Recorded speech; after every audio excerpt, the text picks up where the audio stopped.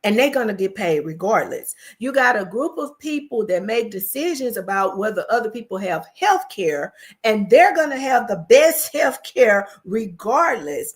And so it's kind of like, wait a minute, maybe we need to, revisit this whole thing, because a lot of those individuals that are, like diehard MAGA and, that really are playing that race thing, it's all about race. They don't even realize that you ain't in the 1% either. So you in the same boat I'm in. You're not on the yacht. You with us. You don't realize it. You're making this about race. But at the end of the day, it really boils down to money. You just said it, Constance. We got a president who came through the door enriching himself, and every day with every play that happens over and over and more and more. If I'm not selling, a shirt with a piece of my ear hanging off, I'm selling shoes, I'm selling crypto, I'm selling stuff, I'm selling pardons. It really is, and it's sad. So I think we got to keep our eye on that. And I think a lot of times even the racism part of the conversation is something that keeps us off balance. We lose focus and we forget what's really going on in front of us. Is we got a whole group of people over here, and they on the come up, and they coming up. And then there are a whole lot of other people that's just really falling by the wayside, and they're telling us it's about race. And then they're doing all of this other stuff. So I don't want us to get distracted and lose that point either. I'm so glad that you said that, because it's about greed. When you look at the top 1%, 20 years ago, 30 years ago, there were no billionaires. These motherfuckers is not just trying to get to billions, but they trying to get to trillions. It's like a race against who can accumulate more of something that you cannot do anything with in this lifetime. There's no way that you can do anything with all this money that you've accumulated. But now it's just, they're just overly consumed with greed. Now, I've been saying since we started this podcast, we've been talking about the idea of for them at the top, it's never been about race. It's been about power. For everybody else, it's about race. So they've essentially distracted us by throwing race in the mix. That famous quote by Lyndon B. Johnson, and I always say this: if you could take the lowest white man and convince him that he's better than the best colored man, he won't even know that you're picking his pockets. Hell, give him somebody to look down on, and he'll give you everything he owns. So while they're playing the race card up here to keep us divided, keeps them in power. Black folks, I want us to understand, because these people are really so sick with racism that they're still going to continue to vote against their own best interest, as long as they can make them feel like they're better than us. It goes back to when race was even created. Before race was even created, remember, race is a social construct. When you had back in slavery, you had black slaves, you had the Irish, which were more indentured servants, right? But they had some type of servitude. Then they said, oh wow, they're getting too powerful. It's them against us. If it's too many of them against us, then they're going to overthrow us. So what do? We make the Irish a little bit higher than them. We make them the overseers. So they're white like us. They still not as good as us British people, as Portuguese people, but we're going to make the Irish just a little bit higher. Now, they're better than them. So now they're going to keep watch over them. They're going to keep them in line so that we can continue making our money. We ain't letting them be up in the big boys club, but we going to make sure that they feel that they are more important to the people that they're over. And that's essentially what the people in power have done. They know the game. They know the rules. I just want us as Black folks to understand. Let's go to some of our slides, some of our statistics, if we can go there really quick. In 2024, Revelio Labs reports found that roles tied to diversity, equity, inclusion were cut at 3 times the rate of other corporate jobs in 2022. Women and minorities are twice as likely to hold positions labeled non-core during corporate reconstruction. Okay. In 2023, over 40 major U.S. companies have scaled back or eliminated their DEI departments, entirely citing budget cuts and business refocusing. So if there was business refocusing, then their focus really on diversity, equity, inclusion really wasn't sincere in the first place, Dr. Felice. So again, which is it's all about being solution oriented, and I love the angle that you always talk about is being solution oriented. I really want to focus on what some specific things that we can do. I know you said, look, we got to get our mindset together, but if we can't eat, our mind can't be together. What are some core things Black people can do besides eating and mindset that could really set them up so that we are not dependent on these corporate entities, that when this stuff does happen, we're not affected, we're insulated? Yeah. So that's a great question. One of the things is to start taking take care of ourselves, right? You got to be here to be able to do anything. So start thinking about ways that you can do some self-care to take care of yourself mentally, physically, spiritually. Do little things. Like I told you before, I started a garden.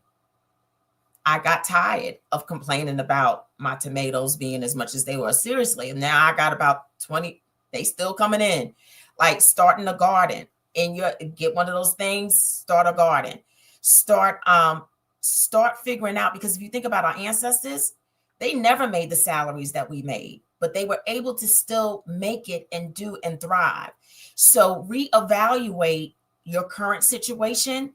What can you stop doing? Like literally, like you may not be able to get your nails done. You may not be able to get your hair done like you normally did. What are those things that you can start cutting back on?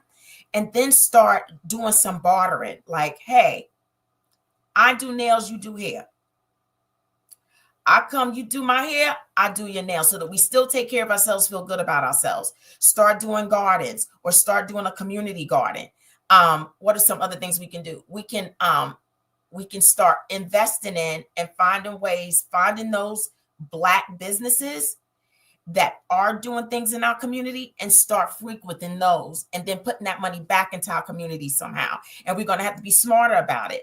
So if you come see me, a portion of my money goes back into our communities. We got to start thinking of tangible ways that it benefits the win-win so that we can take care of our communities in ways that make sense. And then really, really start channeling it. It's not necessarily how much you make, but what you do with what you make. And so finding out that strategy in order. I'm just going to keep it real. When I was struggling as a single parent, I'm telling you right now, tithing is what helped me. I don't know what the spiritual thing is about that, but when I gave back to God, he made sure I was good. And so he gave me ideas about how I could make sure and thrive even when I didn't have it on the financial end. So just getting back to some basics and being smarter about how we conduct our everyday lives so that we can make it. That's just the start. Constance, I want to piggyback on that. And I think another thing, and very I was going to ask you the same question anyway, so go ahead. Central thing is we've got to feed into our young people. I mean, there are so many things that younger people have never seen, they've never experienced. And so for example, back during the summer, we hosted basically an each one teach one type event here in the community, because there were so many young people that didn't know how to do basic things, things that I think are basic. And the idea for this, for me, came from being at Walmart and having someone, a male, almost, I don't know, he looked like he was probably somewhere between 24 and maybe 30, walk up to me, ask me if I had any jumper cables. And he says, well, I need to get a boost. So in talking to him and going over to try to help the man out, then he looks and turn to me and look at me and say, well, do you know how to install the jumper cables? Oh, okay. So for me, what that said is there are just some things that our younger people may not know how to do. I'm not judging you. I'm not criticizing you, but I see this as an opportunity to step in and do something. So we literally hosted a day where we had people to come out. We had the mechanic to come out and show and work with our young people on, if you have a flat tire, this is how you change the flat. This is how you put the cables on. This is how you operate a lawnmower. this is, we had law enforcement to come out and talk to them about conflict resolution. Just a lot of these things that our kids are really not winning at, that they're failing at. And I would hope that if we did it again next year, that maybe we can even have some of the farmers to come out and talk to them about, starting that garden and doing things, because that's my big concern. I know my parents come from the era where they're going to survive. I don't care, what happens with this thing. They're going to eat. If daddy got to go in the closet and get the rifle and go out there and kill the squirrels and the rabbit, they're going to eat. They're going to be good. Even my generation, I feel like we'll be okay. But my concern really is about our babies, Constance. Are they going to be okay with all of this? Are we positioning them properly so that they will survive? And not just survive, but thrive on the other side of all of this. I just want to give you props for that, Dr. Sabrina. That is so amazing. And that is so dope, because it's the small things like that that some people think don't even matter. You said this brother don't even know how to put some jumper cables on a car. So let's go back to the basics, because we take that for granted. We take it for granted that people just know. Just like Anonymous said his dad taught him how to change the oil at 12 years old. My dad told me how to change the oil when I was 12. Everybody don't got daddies. My daddy showed me how to change a tire when I was 15. Everybody don't got a daddy. Everybody don't got a daddy to show them how to do that. So going back to the basics, because these are basic fundamentals. Right now, me being a single mother, my youngest gets the benefit of learning how to do things, because we got to, listen, I'm out here Barbara the Builder. I'm installing floors, I'm putting shelves up, I'm putting desks together, and my son is helping me. He has the benefit of being able to having to learn how to do this. He's putting tables together, chairs together. He be always telling people, the reason why you sitting down right now is because of me. Okay, yeah, that's right. That's what's up. That's good. But so I want to comment, Constance, because I saw a comment in the chat, and I want to put us in check. Okay, somebody made the comment about that's the mother's fault, because this mindset of we don't need a man and this, that, and the other. Every situation is not the same. There are some situations where women did not have husbands. I have a niece, my husband's niece lost her husband when she was 24, 25 years old, had to raise 3 children by herself. So everybody's situation is not the same. And even if it is, even if the women didn't have a man in the house, we can talk about it all day long, but we got to have a solution.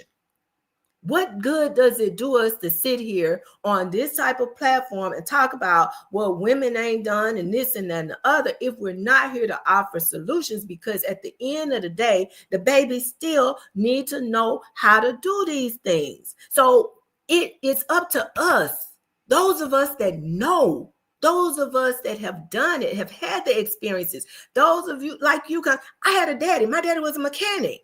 He showed me, he didn't have any sons. He taught us certain things. And I think we have, when you talk about Dr. Felice, community, this is what community needs to be focused on. Don't worry about the fact that Shaquisha got 3 different baby daddies or whatever. We still have an obligation as community, because the answer to our community may lie within one of Shaquisha's children. We don't know. Can I piggyback on Dr. Sabrina?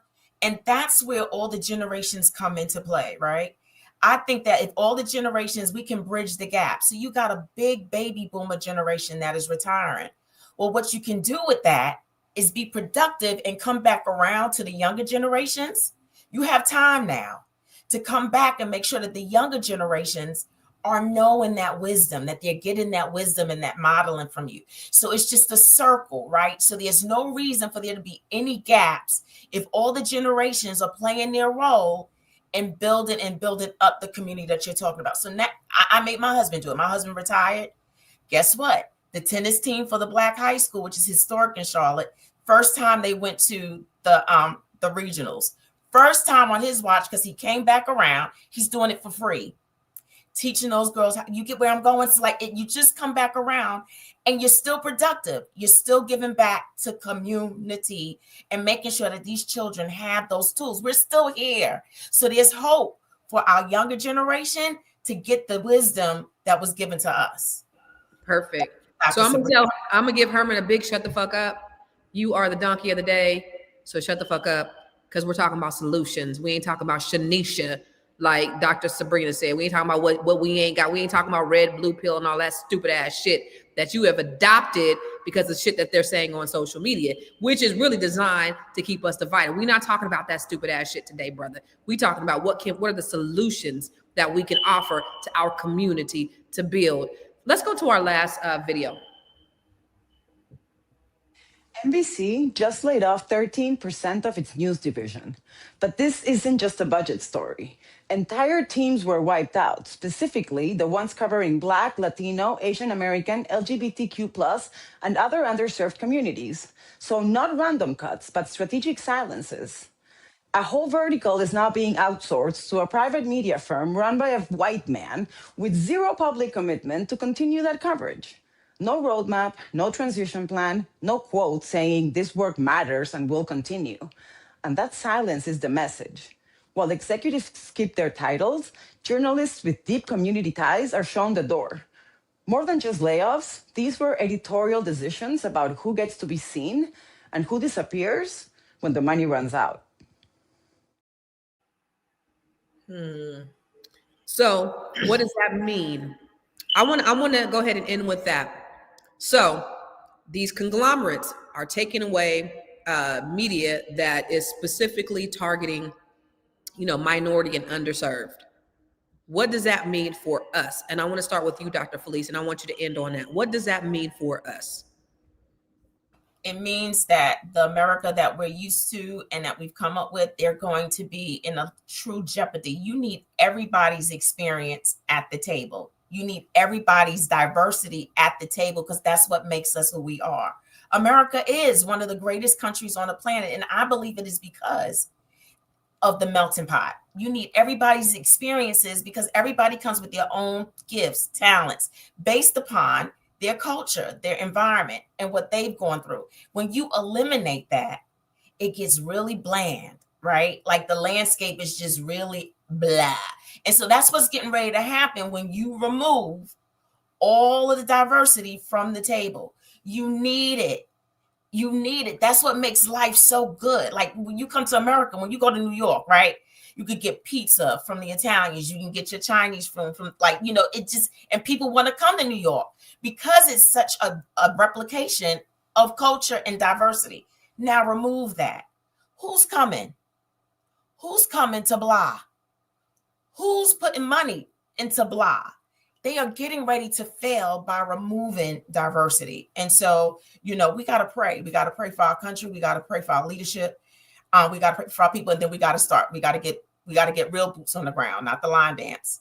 We got to get real boots on the ground and starting small. And I agree with Dr. Sabrina. Thank you for bringing that to the table, that we got to start investing in our youth in different ways so that they can come up and be able to be resilient and keep this thing going. And so I am Felice Hightower Britt, your Be Big coach. You can find me on b.big.coach on Instagram. You can find me on my website, thebebigcoach.com. This is what I do. I love people and I want people to be good. And I want to be a part of your journey and making sure you not only be good, but you stay good. So reach out to me. Let's go to b.big.coach. So Dr. Sabrina, for you also, what do you think about the idea of this large conglomerate just being with no salt, no pepper, no seasoning, bland as shit? What does that mean for America? What should we be doing to respond?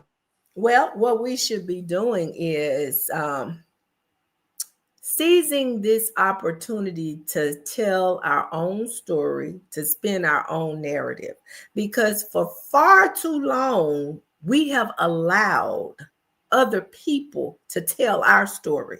I think it's a wonderful, wonderful opportunity. I am so thankful to people like a Roland Martin and a Joy Reid and others who have stood up and said, okay, you don't want to hear what we got to say over here. We're not going to stop talking. Just because you don't want us to say it on your platform, we will create our own table. And I think that is what we are going to have to do, whether it is with our stories, our own media, whether it's with opportunities for work. Let's start building some companies so that we do have something when it comes time for us to retire, that we have succession plans that we can put in place, and that we are creating opportunities for our children's children, and maybe not just our children, but we may even be creating opportunities for Shaniqua's children. Who knows? We have the power and the ability to do that. And I think some of us are going to have the foresight to not get caught up in all this other chatter, not get distracted by all this stuff, but to seize this opportunity to be better and to do better. Okay, so they cut off your medical benefits and they cut off your SNAP and all this. Maybe that's a sign that we got to start back eating the way we need to be eating those things that are healthy for our bodies. As I minister to others, I'm ministering unto myself. I'm moving differently, moving into 2026. I want to take control of my own health, so I'm not dependent on what the price of drugs are. It don't matter what they cost, because I'm not taking them. I'm not dependent on that for my health. And I think this is a wonderful opportunity if we will allow it to be. That being said, y'all, I'm so excited to be back today. Y'all know who I am. I am Dr. Sabrina Edmond Williams, educator, author, and investor, opening minds and closing contracts. I am so noted. I'm happy to be here. We've been gone for a while, but we are back. We are happy to see that y'all didn't forget about us. I see all these familiar names. We're back, and we got some stuff to say, and we're glad that you tuned in to listen to us. I am here to help you if you are interested in establishing your legacy plan. Dr. Williams is a life and legacy planning strategist. I would love to talk with you. You can reach me across social media platforms at I Am So Noted. That's IAMSEWNOTED. Thank you kindly. And it's so good to be here with my fellow queens. I look forward to doing what we do. Did I not tell you we have the most intelligent and queens on the planet on the panel today? The absolute right ones to have this conversation. These ladies are absolutely the right ones. I feel enlightened. I feel lighter. I feel encouraged. I feel motivated. So thank you guys for the gems. I just believe that this is the best time in the history of America for Black people. Now, hear me out. This is the best time. We see all these things taken away. Listen, this has always happened to Black people. We've always had to figure some shit out. We've always been struggling. We've always been the last. Everything that you see, everything good, we on the bottom, everything bad, we on the top. That's kind of been how it's been. And something needed to happen in order for a shift to occur in our community. And while America is on fire, somebody said in the comments, there has never been a time where so many white folks was out protest. There's never been a time in the history of this country where white folks and Black folks have been out there protesting, but not white folks. So I think that we have to really seize this opportunity, y'all. We have to build businesses. Less than 3% of businesses in Black communities are Black owned. What does that mean? We got to start building our own brick and mortars. We got to start doing our own community gardens. We got to start practicing collective economics. Black people will do business with Black people if we had options. We have $2 trillion of spending power. Less than 2% is spent within our community. We got to change it. Well, the reason why less than 2% is spent in our community is because we don't have enough businesses to spend with. Black people, it's time to rise up in times such as this. They are firing us. They are letting us go. So what does that mean? We got to build our own tables. We got to build our own houses. Fuck what they talking about. And we got to do it for ourselves. We got to be self-sufficient. We got to be independent. We got to take control of our lives, of our families, of our communities. And now is the perfect time to do it. And I'm excited about it for us. This is the perfect time. And this is why I do everything that I do. So when we talk about this tangible things that we can do, save your money, get your credit right, take that money and invest it in something else. Invest it in an asset, invest it in the stock market. So I do something on every Tuesday. I do a Grow Your Money Club masterclass every Tuesday, where I'm just giving Tuesday free gems. Every Tuesday, you can come online and I'm going to teach you something. Yesterday, I talked about credit because you need credit as leverage so that you can build your wealth. Next week, I'm going to talk about how to get a home with little or no money down. I'm going to talk about real estate investment trust. I'm going to talk about all kinds of things. I'm going to talk about creating a living trust. Everything that we need to do to equip ourselves, I'm giving it to you for absolutely free on Tuesdays at 12 Eastern, 9 Pacific. So join us. I don't want to just talk about problems. I don't want to talk about what men ain't doing and what Shanisha ain't doing and what Pookie ain't doing. I want to talk about what we can do to build our communities. Let's stop being so problem-minded and let's be more solution-oriented. That's what we need to do, Black folks. That's why we here. Okay? So if you want to join me, go to my website, go to ConstanceCarter.com or go to gymmasterclass.com. That's 2 M's, Gym, G-Y-M, masterclass.com. So you can sign up for any of my training. I coach Black women. But on my website, you'll find all my stuff on ConstanceCarter.com where you can get any information from me, okay? So thank you guys. Thank you guys for being here. Listen, what we are seeing right now is more than layoffs. It's a reflection of where power really sits in the workplace. When companies cut budgets, they reveal their values. If inclusion was just only a trend, if it was only there because Black Lives Matter, then this moment right now is exposing it. But if we learn from it, we can start focusing and we can build our own ownership. We can build our own skill sets and systems that we need that cannot be stripped away from us, Black people. So we appreciate the time. We're going to be here tomorrow on Thursday, same bat time, same bat channel with some beautiful bomb ass sisters that's going to kick it for you. So we'll see you tomorrow.